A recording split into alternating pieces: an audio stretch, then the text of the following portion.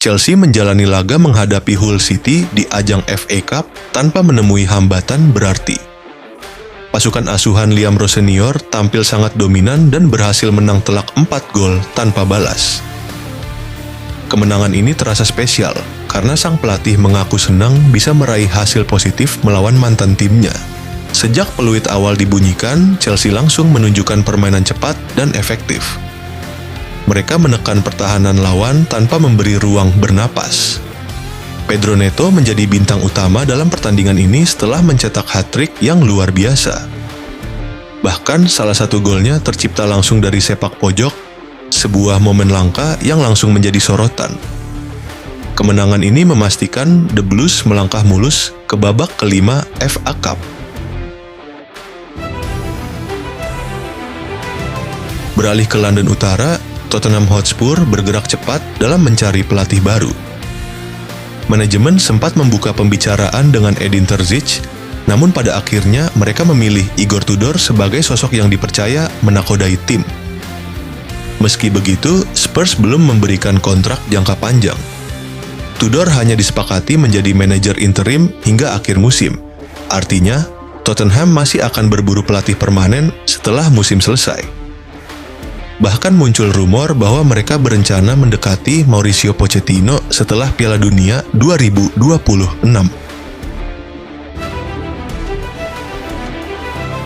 Dari Manchester, kabar menarik datang soal kemungkinan kembalinya Scott McTominay ke Manchester United. Rumor ini ternyata bukan sekadar isu biasa. United dilaporkan benar-benar serius mencari cara untuk memulangkannya pada bursa transfer musim panas mendatang. Beberapa media besar menyebutkan bahwa Setan Merah saat ini berada di posisi terdepan dalam perburuan tanda tangan gelandang asal Skotlandia tersebut. McTominay sendiri disebut masih memiliki keinginan untuk kembali bermain di Premier League, meski transfer ini dipastikan tidak akan murah.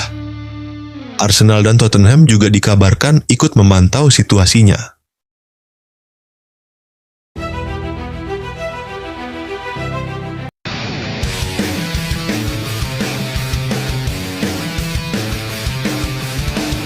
Nama timnas Indonesia kembali bergetar di meja perencanaan besar. Bukan sekedar wacana, bukan pula isu murahan.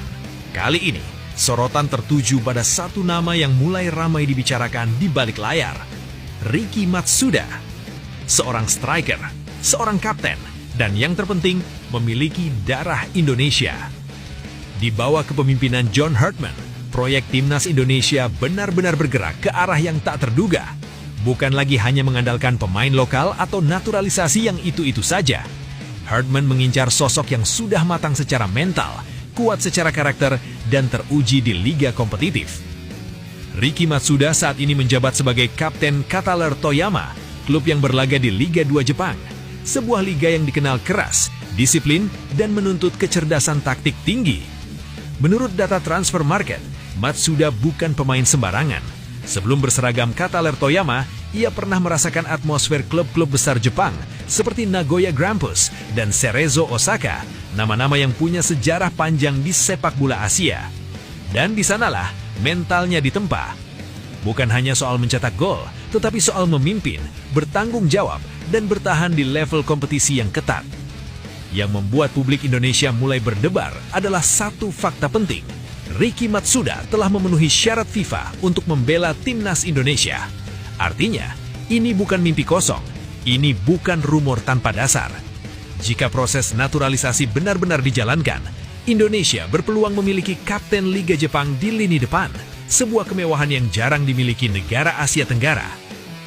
John Hartman diyakini melihat sesuatu yang berbeda dari Matsuda, bukan hanya statistik, tetapi karakter petarung. Seorang striker yang terbiasa bekerja dalam sistem, menekan dari depan, dan menjadi titik tumpu permainan, tepat dengan filosofi sepak bola modern yang ingin dibangun Hartman.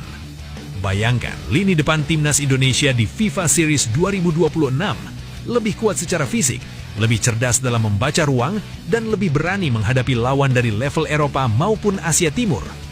PSSI pun disebut mulai membuka mata.